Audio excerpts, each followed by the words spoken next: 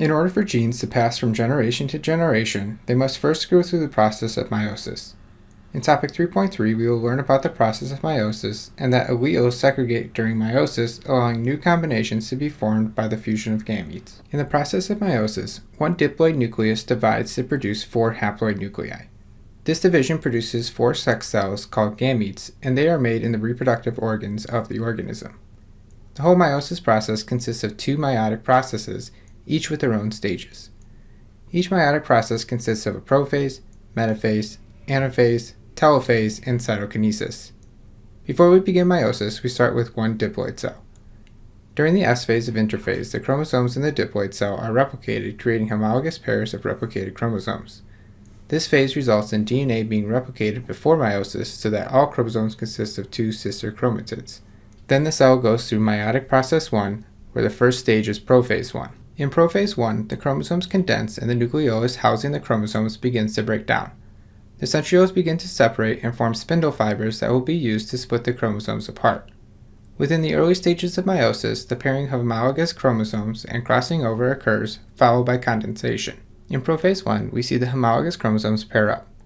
The chromosomes are held together at a point called the chiasma. This process of pairing up is called synapsis, and when the chromosomes pair up, they can share genetic material through the chiasma. As a result of this exchange of genetic material, new gene combinations are formed on chromatids. This is known as recombination. Once chiasmata are formed, the homologous chromosomes condense as bivalents and then are separated in meiosis. If crossing over occurs, then all 4 haploid daughter cells will be genetically distinct. This means that the sister chromatids will no longer be identical. Once the chromosomes are condensed, the spindle fibers attach to the centromeres of the homologous chromosomes. This is metaphase 1. The pairs of homologous chromosomes then align at the cell's equator. The orientation of the chromosome is random, meaning each chromosome pair can face either pole of the cell.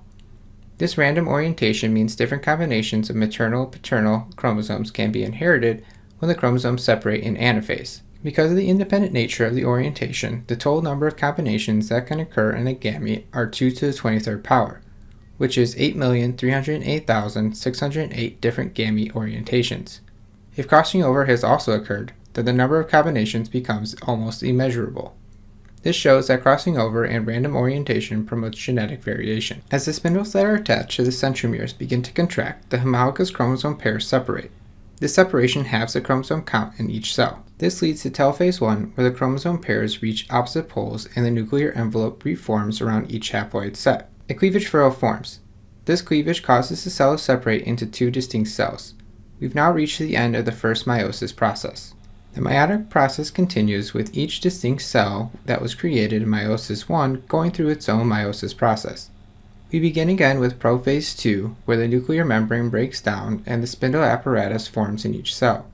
The spindle fibers from the centrioles at each pole attach themselves to each set of sister chromatids. In metaphase 2, the chromosomes again align themselves along the equator of the cell, and again there is random orientation that occurs in which the pole each sister chromatid faces is random. Anaphase 2 occurs when the spindle fibers begin to contract and separate the sister chromatids at the centromere. Lastly, telophase 2 occurs, causing the 2 cells to each separate, and this forms 4 distinct haploid cells.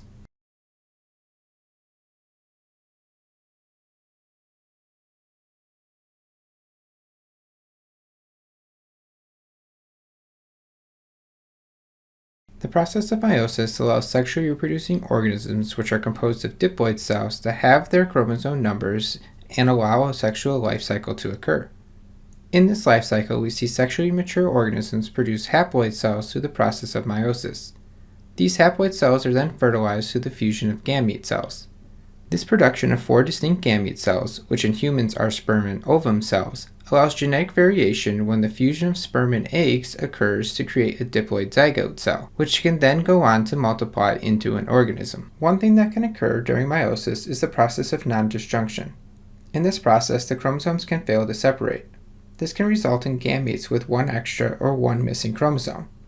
Down syndrome is caused by non-disjunction and happens when a zygote receives an extra copy of chromosome number 21. From topic 3.2, this can be determined through the use of karyograms.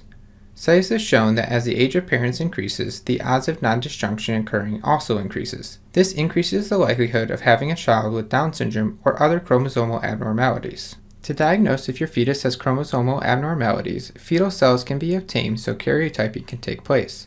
There are two ways of obtaining these cells: amniocentesis and chorionic villus sampling. In amniocentesis, a needle is inserted through the abdomen and into the amniotic sac. Amniotic fluid is withdrawn, which contains the fetal cells. This is normally performed later in pregnancy, making the chance of a miscarriage very low.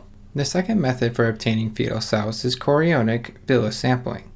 In this procedure, a tube is inserted through the cervix and is used to remove part of the placenta called the chorionic villi. The chorionic villi contains the fetal cells, which are then used for karyotyping. This procedure can be done earlier in pregnancy, but runs a greater risk of miscarriage when compared to amniocentesis.